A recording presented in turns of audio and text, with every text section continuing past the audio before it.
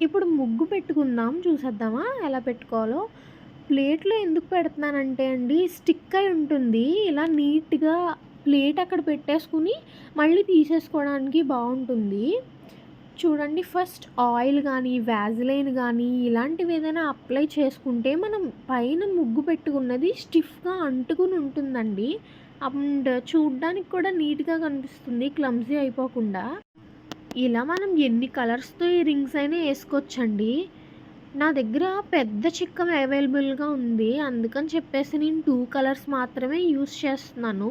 చిన్న చిక్కం కూడా అవైలబుల్‌గా ఉందనుకోండి, ఇలా 3, 4, 5 రౌండ్ సర్కిల్స్ చేసుకున్నారంటే పెద్ద ముగ్గొస్తుంది. ఫ్లోర్ మీద పెట్టుకోవడానికి కూడా అలా చాలా బాగా వర్కౌట్ అవుతుంది.